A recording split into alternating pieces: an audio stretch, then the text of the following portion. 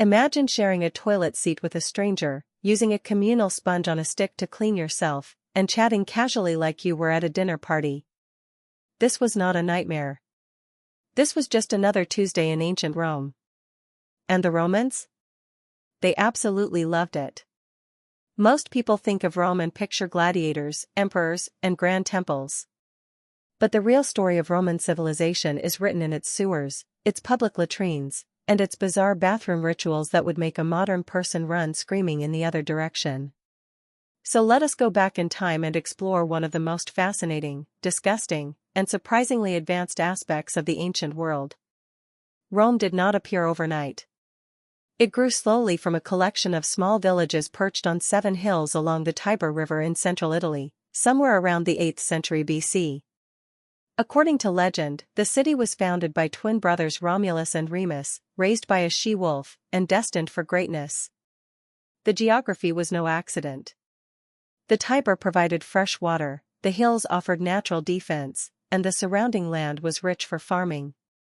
In those early centuries, sanitation was almost non-existent. People relieved themselves in pots, in alleyways, or simply in the streets. The smell of early Rome must have been absolutely unbearable. But as the city grew from a humble village into a mighty republic, Roman engineers began to tackle the problem of waste in a way no civilization had attempted before. Around 600 BC, the Romans constructed the Cloaca Maxima, one of the world's earliest and largest sewage systems. The name literally means the greatest sewer.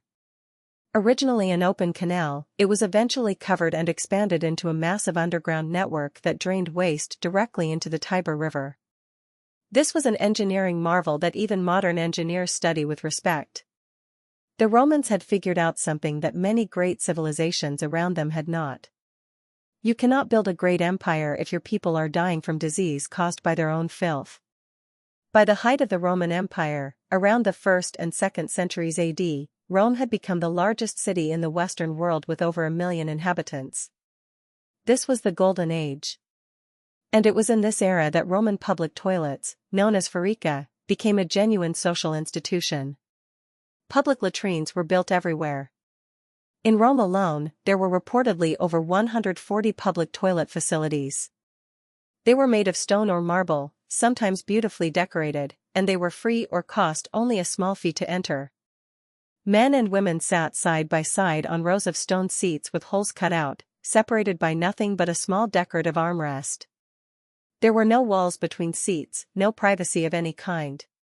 Romans talked business, gossiped about neighbors, discussed politics, and made deals while sitting together over an open channel of running water beneath them. The most famous hygiene tool of the Roman latrine was the xylospongium, a sponge attached to a wooden or bone stick. This communal sponge was used by everyone to clean themselves after using the toilet. When finished, it was rinsed in a channel of water or vinegar running along the floor and left for the next person. Yes, you read that correctly. One sponge, used by everyone, rinsed and passed along. Romans saw nothing wrong with this. Cleanliness to them was communal, not private. But the remarkable thing is that despite practices we would find horrifying today, the Romans understood the connection between hygiene and public health better than almost any civilization before them. Their aqueduct system brought millions of gallons of fresh water into the city every day. The constant flow of water through their sewer systems reduced the buildup of waste and the spread of disease. They were not perfect, but they were revolutionary. Then came the cracks.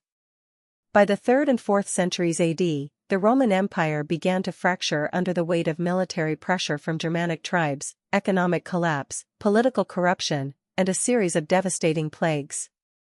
The very infrastructure that had made Rome great, the roads, the aqueducts, the sewers, fell into disrepair as the government lost the resources and the will to maintain them. In 476 AD, the last Roman emperor in the West was deposed, and the empire collapsed. But Rome never truly died. Its legal systems became the foundation of modern Western law. Its language, Latin, evolved into French, Spanish, Italian, Portuguese, and Romanian. Its engineering techniques were studied and copied for centuries. Even its approach to public sanitation influenced how modern cities think about waste management and urban planning. The next time you flush a toilet or turn on a tap, you are living inside a dream that Roman engineers first imagined more than 2,000 years ago. Rome was not built in a day, and it did not fall in one either. It transformed, piece by piece, into the world we live in now.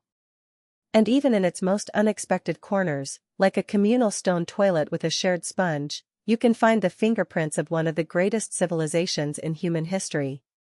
Subscribe to Kadim World for more hidden history.